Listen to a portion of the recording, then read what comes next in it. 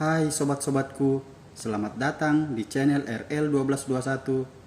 Sebelum kita melanjutkan alur cerita novelnya, jangan lupa di like and subscribe ya. Terima kasih. Bab 391 sampai dengan 393 sangat menyayangkan. Abigail dan Peter saling bertatapan. Berbagai pikiran melintasi benaknya. Jika apa yang dikatakan oleh Peter memang benar, maka betapa perkasanya Peter dalam militer. Sementara itu, melihat kondisi Peter sekarang, dalam hati Abigail merasa sedih. Tidak, aku tidak akan percaya. Abigail sedikit menggertakkan gigi. Dia mending Peter hanya seorang yang sederhana. Jika tidak, betapa sedihnya kesenjangan yang begitu besar. Bahkan, Abigail yang sebagai pengamat juga merasa sangat sedih. Apalagi Peter yang sebagai pihak terlibat. Jadi, Abigail lebih memilih untuk tidak percaya padanya. Peter menatap Abigail beberapa detik. Tiba-tiba mengerti pikiran Abigail. Dia segera menggelengkan kepala dengan tidak berdaya. Ya, memang kenapa jika Abigail mempercayainya. Sebelumnya, Peter yang sebagai Panglima Bintang 9 di militer, memegang pedang pelindung negara dan menguasai pasukan gagah. Dengan satu kata, langsung menyikat sebuah kota, bahkan sebuah klan besar di barat laut. Namun, itu hanya masa lalu. Kini, dia hanya seorang yang sederhana. Meskipun Oscar dan Damian masih berada di sisinya, bagaimanapun, Peter sudah tidak lagi berkuasa. Abigail, aku menceritakan semua ini bukan ingin membuktikan sesuatu. Hanya saja tidak ingin merahasiakan sesuatu. Peter menatap ke arah Abigail, lalu berkata sambil menggelengkan kepala. Kalau kamu benar-benar begitu hebat, negara Pandora tidak akan mengabaikanmu. Sebab, negara Pandora sangat perhatian terhadap anggota militer. Kalau kamu berkontribusi besar terhadap negara Pandora, bagaimana mungkin negara mengabaikan kamu? Abigail sedikit menggigit bibir, lalu mengangkat kepala sambil bertanya. Mendengar itu, Peter juga tersenyum pahit sambil menggelengkan kepala. Orang dalam militer negara Pandora memang sangat perhatian.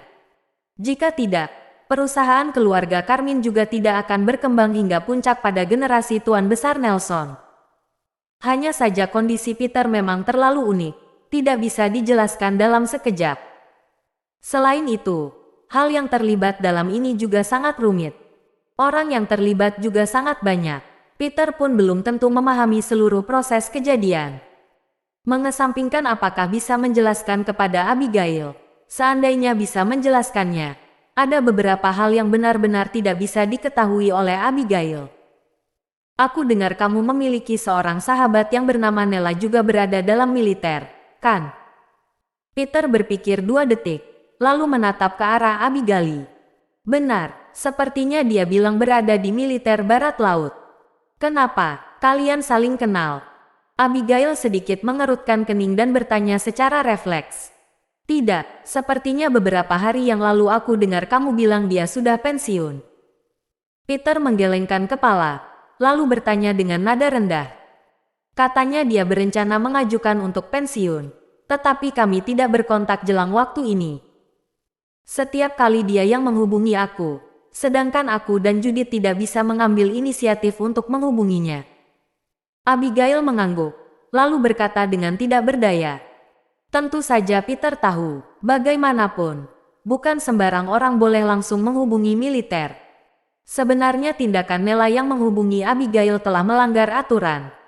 Tunggu dia pulang, aku ingin bertemu dengannya. Peter melambaikan tangan sambil berkata dengan nada rendah. Terdapat banyak hal dalam militer barat laut yang tidak diketahui oleh Peter, termasuk masalah Peter setelah meninggalkan militer. Meskipun dia mengetahui tidak sedikit masalah dari mulut Oscar. Namun, banyak hal yang tidak Oscar ketahui. Pertama-tama, karena Oscar adalah anak buah Peter, sehingga pasti akan mendapat pengawasan khusus dari Daddy. Bisa bertahan hidup sudah termasuk hal yang sangat tidak mudah. Dia sama sekali tidak berani banyak tahu. Kedua, pekerjaan Oscar dengan Nella berbeda. Oscar adalah jenderal gagah dalam militer, kebanyakan bertempur di medan perang. Sementara itu, kebanyakan hal yang dilakukan oleh Nella adalah mengumpulkan informasi. Jadi, apa yang tidak diketahui oleh Oscar pasti diketahui oleh Nella dengan jelas. Jika bisa bertemu dengan Nella, Peter pasti bisa mengetahui semua hal dalam militer Barat Laut. Tidak peduli masalah masa lalu maupun kondisi saat ini. Ini, boleh juga, tunggu Nella pulang. Aku akan memanggil Judith dan kamu untuk makan bersama. Abigail berpikir sejenak, lalu mengangguk. Abigail, kamu hari ini juga sudah letih. Cepat istirahat saja. Aku sudah mandi hotel. Tidak perlu merepotkan. Kamu lagi. Peter perlahan mengulurkan tangan untuk menyentuh wajah putih Abigail. Mendengar itu, Abigail mengangguk, lalu berkata dengan wajah yang merah tersipu. Kalau aku tahu kamu sejak awal, aku seharusnya berdandan. Melihat pakaian murah pada tubuh dirinya, serta rambut yang sengaja diacak, Abigail merasa agak malu. Tidak apa-apa, aku menyukaimu apa adanya. Peter menatap Abigail dan berkata secara refleks. Kamu. Raut wajah Abigail pun makin merah tersipu. Peter jarang gombal terhadapnya, setiap kali adalah mengucapkan isi lubuk hati secara refleks. Abigail tahu bahwa apa yang dikatakan oleh Peter memang isi hatinya. Peter, terima kasih atas semua yang kamu lakukan untukku. Abigail perlahan berdiri, jari tangannya menggosok cincin berlian yang berharga 2 miliaran itu sambil bergumam. Membuat apapun setimpal, kamu cepat istirahat saja. Peter mengangguk sambil tersenyum sambil melambaikan tangannya. Ya, Abigail mengiyakannya, lalu melirik paha Peter. Mulutnya bergerak, seperti ingin mengatakan sesuatu tetapi akhirnya bungkam. Akhirnya tak kunjung mengatakannya dan perlahan berbalik pergi. Dalam ruangan tamu, sejak Abigail keluar, langsung bertemu dengan Alisa dan Dano. Buat apa kalian di sini? Abigail agak mengerutkan kening dan bertanya dengan tidak berdaya. Abigail, kamu jujur pada ibu. Apa yang terjadi sebenarnya? Alisa menarik Abigail duduk di sofa. Apa yang aku katakan adalah kenyataan. Peter yang menyewa seluruh hotel. Dia juga orang yang menyatakan cinta. Abigail agak tidak berdaya. Dia tiba-tiba merasa dirinya tidak seharusnya berkata jujur pada semua anggota keluarga Carmine. Jika tidak, sekarang juga tidak akan ditanya-tanya. Kalau begitu, apa kamu sudah menerimanya? Alisa mengangguk, lalu bertanya secara turut-turut. Aku. Alisa agak ragu-ragu untuk menjawabnya. Kamu harus menerimanya. Kenapa kamu tidak menerimanya? Kata-kata Alisa selanjutnya membuat Abigail langsung tercengang. Apa ini adalah Abigail? Apa ini seperti kata-kata yang dikatakan oleh Alisa? Tidak, bukan itu maksud ibu. Aku hanya mau bertanya, bagaimana Peter menyewa seluruh hotel? Apa dia memiliki hubungan dengan bos hotel? Kalau tidak, Andros Lakeside Hotel tidak akan menyinggung keluarga Nilo karena dia. Sekarang pihak hotel telah menyinggung keluarga Nilo. Alisa yang telah menguras pikiran pun tidak mengerti apa yang terjadi sebenarnya. Dia bahkan merasa bahwa Andros Lakeside Hotel menyinggung keluarga Nilo karena Peter adalah tindakan bodoh, kan? Aku juga tidak tahu apa yang terjadi sebenarnya. Singkat kata, Peter bukan orang yang tidak ada pencapaian seperti yang kamu katakan. Dia. Abigail tidak tahan teringat masa lalu yang Peter ceritakan padanya. Kenapa dengan dia? Alisa duduk dengan tegap, lalu ikut bertanya. Dia, tidak apa-apa, pokoknya Anda jangan bertanya lagi. Pokoknya, kelak Anda jangan bersikap jahat padanya. Abigail ragu-ragu 2 detik, tetap saja tidak mengatakan masalah yang diceritakan oleh Peter. Meskipun Alisa adalah ibu kandungnya, Abigail merasa lebih baik tidak menceritakan masalah Peter ini kepada orang lain. Masih mau merahasiakannya dari ibu. Aku katakan padamu, aku tidak tertarik dengan masalah kalian. Tapi nenekmu pasti ingin bertanya hingga jelas. Kalau Peter benar-benar punya kemampuan untuk mengubah nasib keluarga Carmine, kalian berkemungkinan untuk bersama. Kalau sampai Carlo yang bertindak duluan, kamu maupun tidak ada kesempatan. Alisa bersikap munafik dan menyilangkan tangan sambil berkata, aku tahu, Bu. Kamu dan ayah pergi istirahat saja. Abigail tertegun sejenak, lalu kembali ke kamar. Setelah berada di dalam kamar, Abigail berniat untuk menelepon Nyonya Besar Andrea. Namun, Abigail kemudian berpikir, memang apa yang bisa dilakukan setelah meneleponnya? Apakah ingin memberitahu anggota keluarga Carmine betapa hebatnya saat Peter berada dalam militer sebelumnya? Ini tiada gunanya sedikit pun. Jadi, setelah pertimbangan, akhirnya Abigail meletakkan ponsel. Dia tidak tahu apa yang akan keluarga Carmine lakukan. Dia juga tidak ada hak untuk campur tangan.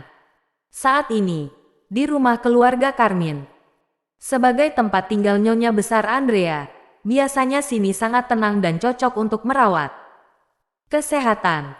Namun, 2 hari ini rumah tua keluarga Carmine malah sangat ramai. Hal terkait perusahaan Lipon dan Abigail mendapat lamaran bercampur aduk. Hal ini membuat anggota keluarga Carmine sangat prihatin. Biasanya mereka akan datang ke sini untuk mendiskusikan masalah. Namun, malam ini semua orang bungkam. Semua anggota keluarga Carmine saling menatap dan sama sekali tidak bisa menemukan topik pembicaraan yang cocok. Kenneth, biasanya kamu tergolong dekat dengan Tuan Carlo. Kamu katakan padaku, apa yang terjadi? Terakhir, Nyonya Besar Andrea yang mengambil inisiatif untuk bertanya pada Kenneth. Nenek, ini. Kenneth tergagap. Carlo saja tidak tahu apa yang terjadi. Bagaimana mungkin dia tahu? Aku mau tahu. Sebelumnya Tuan Carlo sudah mulai mengumumkan secara luas. Katanya dia akan menyatakan cinta pada Abigail di lantai teratas Andros Lakeside Hotel pada tanggal 9. Kenapa hari ini bukan dia yang menyatakan cinta pada Abigail? Apa dia sedang mempermainkan kita? Raut wajah Nyonya Besar Andres juga agak muram. Nenek, Anda jangan marah. Hal ini, pasti ada kesalahpahaman dalam hal ini. Kenneth menyeka keringat di dahinya, lalu segera menjelaskan. Salah paham. Aku sudah melihat dengan mata sendiri. Kamu malah bilang salah paham. Mendengar kata-kata ini, dalam hati Nyonya Besar Andrea makin tidak sabar. Nenek, mungkin ini benar-benar salah paham. Meskipun orang yang menyatakan cinta pada Abigail bukan Carlo, juga belum tentu dia adalah Peter. Pokoknya aku tidak percaya. Janet menyela dengan nada dingin. Kenapa berkata seperti itu? Mendengar itu, Nyonya Besar Andrea menoleh ke arah Janet.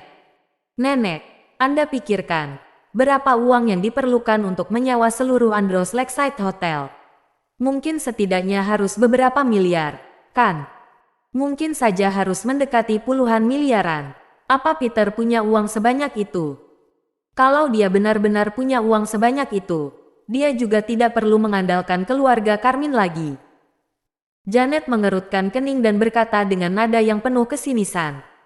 Mendengar itu, juga ada beberapa orang dari anggota keluarga Carmine yang mengangguk setuju secara diam-diam. Mereka benar-benar tidak bisa menyatukan Peter dengan orang yang dapat mengeluarkan uang puluhan miliar. Apa mungkin Abigail berbohong pada kita dalam hal ini? Kalau orang yang menyatakan cinta pada Abigail adalah orang lain, kenapa menghilang begitu saja? Selain Peter, aku tidak bisa menemukan orang lain. Nyonya Besar Andrea bukan orang bodoh.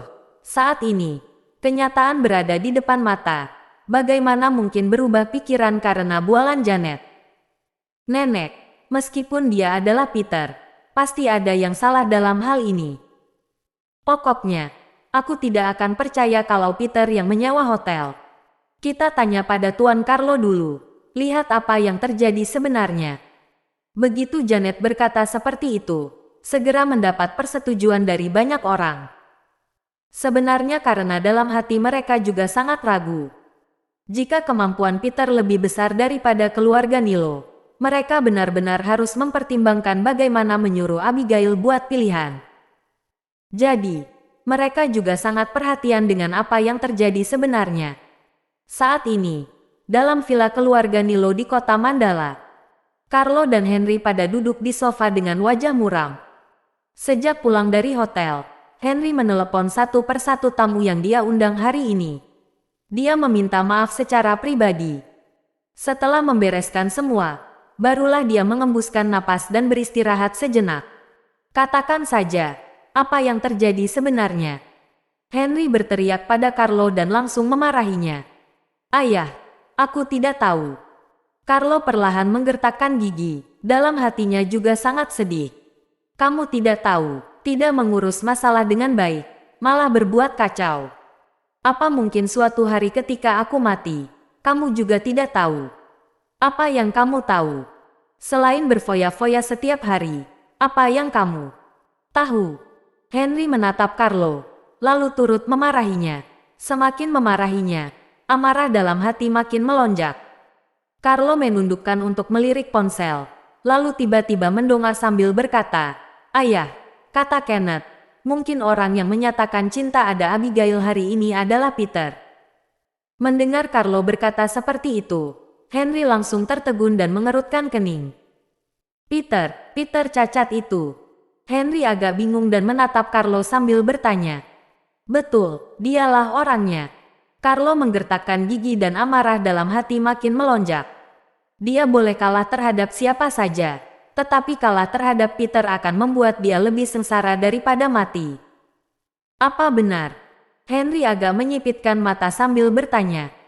Mungkin tidak akan salah, Kenneth tidak berani berbohong padaku. Carlo menggelengkan kepala dan berkata dengan nada yang percaya diri. Tunggu sebentar, biar aku pikirkan dulu. Henry mengulurkan telapak tangan untuk memijat sisi kepala. Sepertinya dia sedang memikirkan sesuatu. Plak! Beberapa detik kemudian, Henry membuka mata dan tiba-tiba menepuk telapak tangannya. Mengerti. Raut wajah Henry tampak tersenyum menyeringai. Semakin larut malam, ada orang memadamkan lampu untuk beristirahat. Ada yang lembur untuk uang. Ada yang mabuk-mabukan di bar. Pada saat yang sama akan berada di tempat berbeda dan terjadi hal yang berbeda juga. Saat ini, sebuah lahan di kota Handam. Terdapat dua pria parubaya duduk berhadapan di dalam kamar. Kedua orang ini terlahir tampan dan bertubuh gagah. Mereka bermuka petak dan terdapat semacam aura yang santai, tetapi begitu mendominasi. Mereka mengenakan formal, terlihat sangat bersih dan rapi. Perang di barat laut sangat menegangkan. Beberapa klan di daerah utara memiliki konspirasi masing-masing. Mereka pasti berniat untuk menyerang kembali. Negara Pandora memiliki wilayah dan sumber daya yang luas. Tidak pernah kekurangan pria yang berani. Tapi, sulit untuk mendapatkan seorang jenderal berbakat. Saat ini, tiada orang di negara Pandora yang bisa digunakan. Seorang pria parubaya membelakangi tangan berdiri di tepi jendela sambil bergumam. Nada bicaranya memancarkan kekhawatiran berat. Klan di daerah utara sudah menerobos garis pertahanan kita. Masih tersisa 2 garis pertahanan akan langsung menerobos wilayah negara Pandora. Begitu sampai saat itu, salah seorang pria parubaya juga bergumam. Akibatnya tak terbayangkan. Begitu mengatakannya, suasana dalam ruangan menjadi sangat sunyi. Pada tahun-tahun sebelumnya ada Peter yang gagah menjaga di barat laut. Menaklukkan musuh, menenteramkan kekacauan.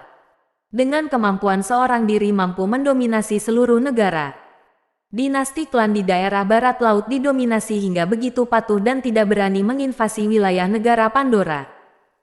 Sayangnya, negara Pandora masih eksis, tetapi tiada jenderal gagah seperti Peter lagi. Pria parubaya yang berdiri di tepi jendela berkata dengan nada yang menyayangkan.